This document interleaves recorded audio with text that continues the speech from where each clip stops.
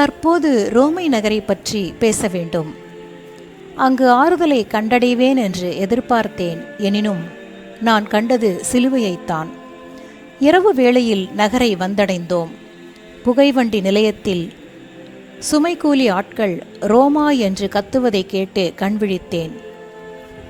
திருப்பயணிகளும் அவர்களுடன் ஒன்று சேர்ந்து ரோமா ரோமா என்று மகிழ்ச்சி பொங்க கூக்குரலிட்டனர். நான் ரோமையில் இருப்பது கனவன்று நனவென்றே உணர்ந்தேன். ரோமை நகரில் நாங்கள் தங்கிய நாட்களுள் மிக மகிழ்ச்சி வாய்ந்ததாக முதல் நாளென்றே கருத வேண்டும். அந்த நாளை நாங்கள் எல்லை மதில்களுக்கு வெளியில் கழித்தோம்.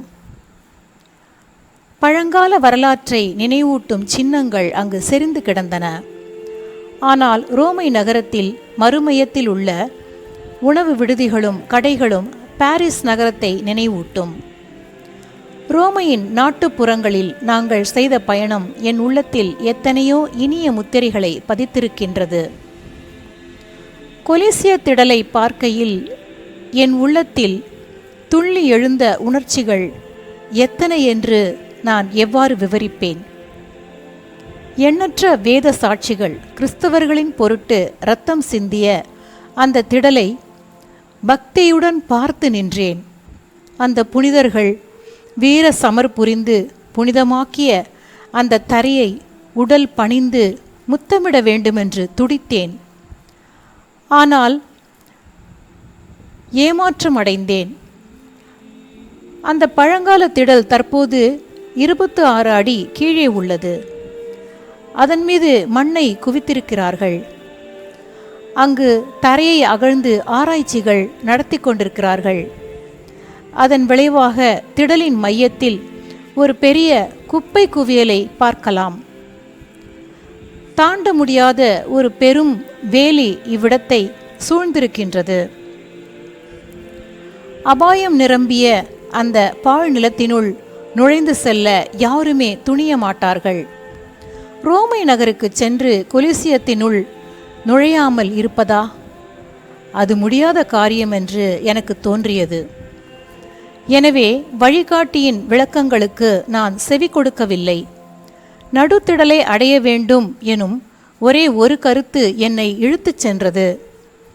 கல்லறைக்குச் சென்ற மரிய மதலேனம்மாள் பேராவலுடன் அதனுள் பன்முறை பார்க்கவே வானதூதர் இருவரை கண்டடைந்தாள் என்று நற்செய்தியில் வாசிக்கிறோம் அல்லவா? அந்த புனிதையைப் போல நானும் பலமுறை தலை குனிந்து பார்த்தேன்.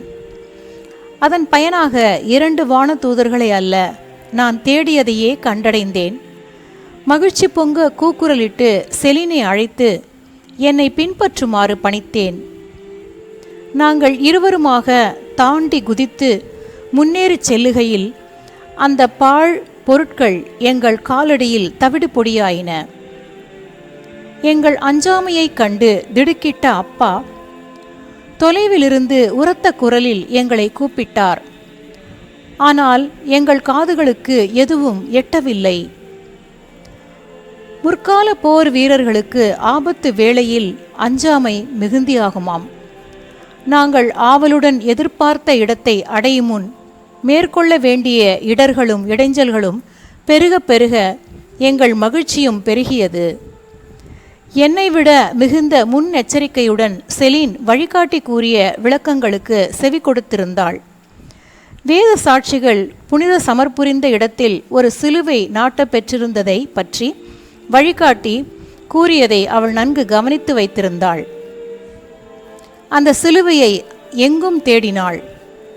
அதை கண்டடைந்ததும் நாங்கள் இருவரும் அந்த புனித இடத்தில் முழந்தாளிட்டு எங்கள் இருவரின் ஆன்மாவையும் ஒரே மன்றாட்டில் ஒன்றாய் இணைத்தோம். முற்கால கிறிஸ்தவர்களின் இரத்தத்தில் தோய்ந்து புனிதம் பெற்ற அந்த மண்ணில் என் உதடுகளை அழுத்துகையில் என் உள்ளம் உணர்ச்சியால் துடித்தது. இயேசுவின் பொருட்டு ஒரு வேத சாட்சியாகும் வரத்தை வேண்டுகையில் என் மன்றாட்டு கேட்கப்பட்டது என்ற உறுதியை பெற்றேன்.